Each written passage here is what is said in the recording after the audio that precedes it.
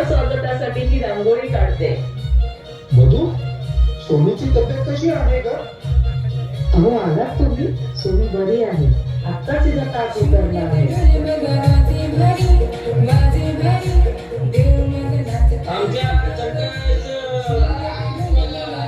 अहो पालखी आली वाटतं. जा तुम्ही खांदा लावा जा. ते आले जाते.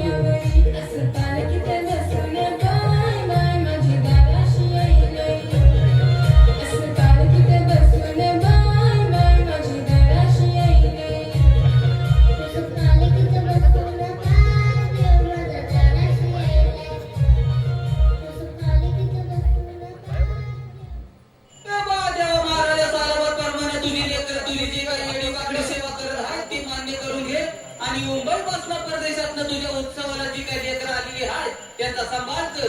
तसंच हिंडण्यात फिरण्यात चालण्या बोलण्यास आणि गाडी घोड्यातनं कामकाजातनं आरोग्यात सगळ्या गोष्टीतनं सांभाळ कर रे महाराजा.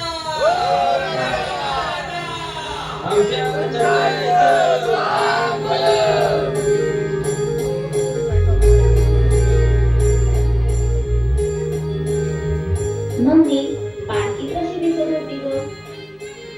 पालखी खूप सुंदर दिसत होती. पालखीतील देवांची रूपं चांदीने मढवलेली होती. पालखीला पाना फुलाने सजवलेली होती. देवांच्या चेहऱ्यावर आज वेगळाच तेज होता.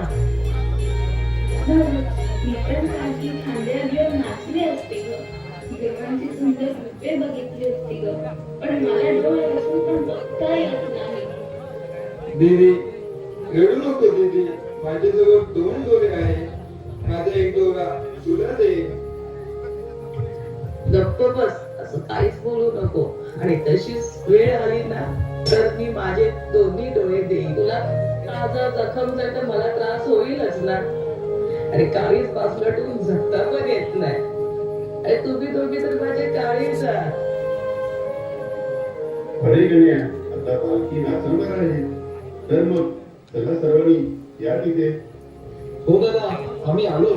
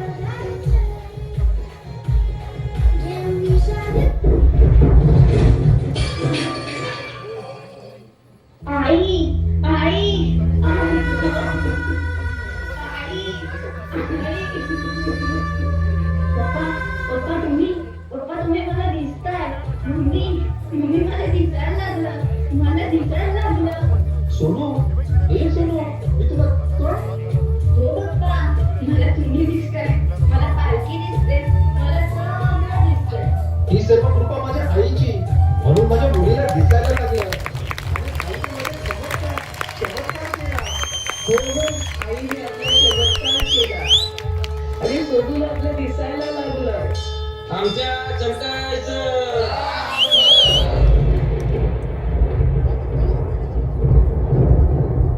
माझ्या भक्तांनो, मी तुमच्या श्रद्धेने आणि भक्तीने प्रसन्न झाली आहे. मी कोणताही चमत्कार किंवा जादू करत नाही. त्या मुलीची इच्छाशक्ती आणि योग्य औषधोपचारांमुळे तिला तिचे डोळे परत मिळाले. माझ्यावर श्रद्धा ठेवा, पण अंधश्रद्धा ठेवू नका. मी देवळात नाही आणि मूर्तीतही नाही. मी तर दुःखी डोळ्यातील पुसलेल्या अश्रूंमध्ये आहे. तुम्ही भुकेल्या जीवाला दिलेला आधार, तेच माझं खरं रूप आहे.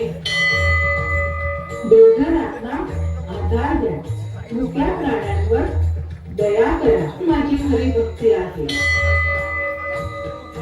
थोडा मोठ्यांचा मान राखा. आई वडिलांची सेवा करा, कारण त्या सेवेतच माझं खरं अस्तित्व आहे.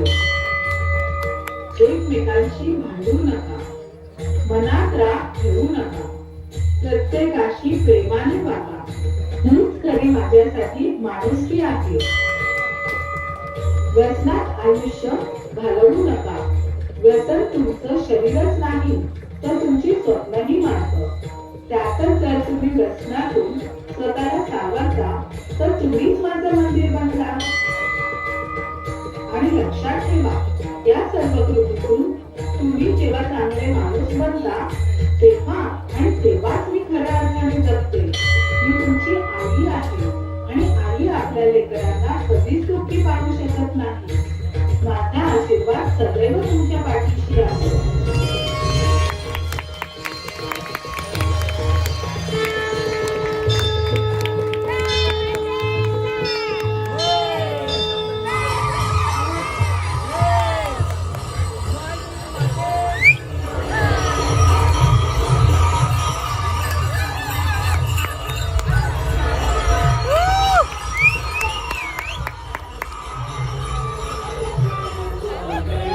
Thank you.